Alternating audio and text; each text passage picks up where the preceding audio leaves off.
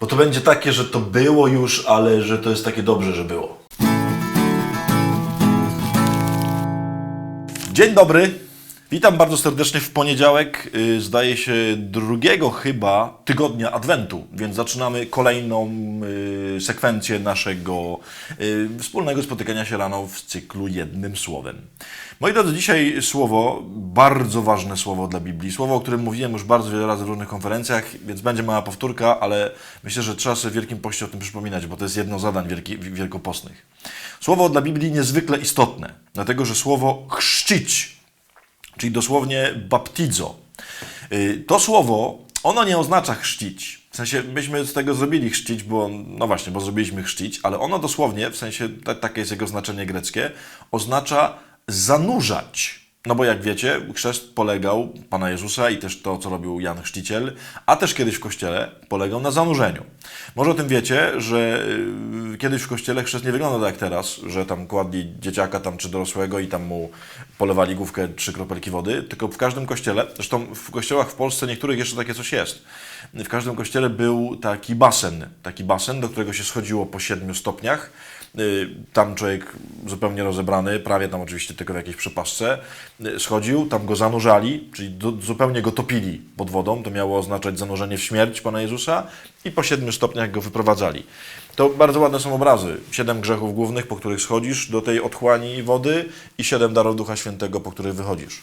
Dlatego to jest zanurzenie. I Jezus, kiedy mówił, że mamy iść, w sensie do uczniów to mówił, że mamy iść na cały świat, to mówił nie chrzcijcie, w sensie nie mówił polewajcie wodą, chociaż oczywiście to też w tym się zawiera, ale mówił zanurzajcie w Ojca, w Syna i w Ducha. Czyli mówiąc krótko mówił, wprowadźcie ludzi w same głębokości tego, kim jest Pan Bóg.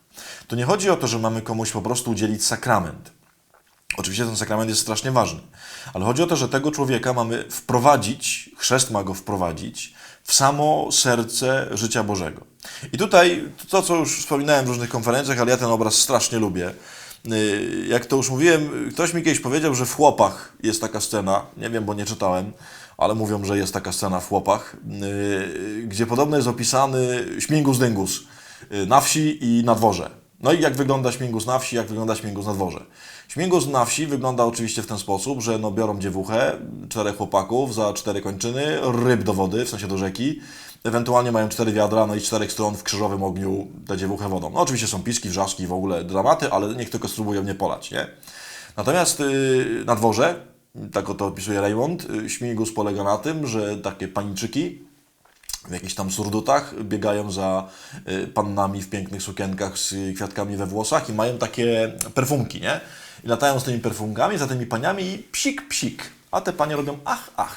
No i tak wygląda śmigus. I uważam, że to jest genialny obraz, właśnie pokazujący, na czym polega chrzest, który często przyjmujemy, a na czym powinien polegać chrzest.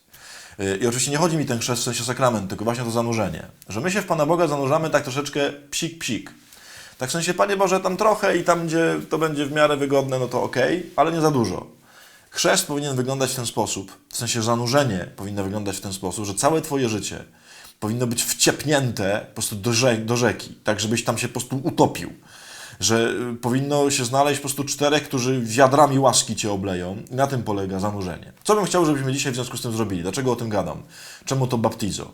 Otóż chciałbym, żebyś pomyślał, bądź pomyślała o takim miejscu w Twoim życiu, gdzie nie przyjmujesz jakiejś nauki Bożej, jakiegoś wezwania ewangelicznego Pana Jezusa, jakiejś nauki Kościoła, jakiegoś przykazania kościelnego, czegoś, co nasza wiara chrześcijańska, katolicka mówi, że tak powinno być, że tak powinniśmy robić. Znajdź takie jedno miejsce, tylko jedno, gdzie sobie mówisz, nie no, to już jest za dużo, w to nie będę wchodził, to jest coś, co mi się nie podoba, to mi się w nauce Pana Boga, Kościoła nie podoba. I spróbuj wziąć taką jedną rzecz i spróbuj dzisiaj jakoś tę rzecz jednak wypełnić. Tak jakbyś się chciał trochę bardziej zanurzyć w wodę. Jakbyś się chciał trochę bardziej zanurzyć w bycie z Panem Bogiem. Znajdź konkret. To nie chodzi o to, że chcę być bardziej wierzący. Nie, chcę być bardziej blisko Boga. Znajdź konkret. Konkretną rzecz, której się nie zanurzyłeś jeszcze, a możesz się zanurzyć. Dlatego, że mamy, na tym polega chrześcijaństwo, być po prostu po czubki głowy zanurzeni w Ojca, w Syna i w Ducha. Więc ogromna prośba, znajdź takie miejsce, gdzie jeszcze jesteś suchy i tam się zmocz tym zanurzeniem.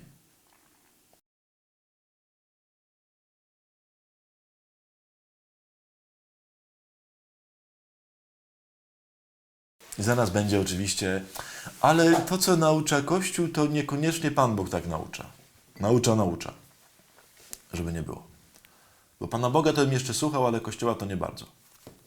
Księży poszczególnych nie musisz słuchać, nie. Księża czasem są zidiociali, to prawda. Tak jak każdy człowiek na świecie może być idiotą.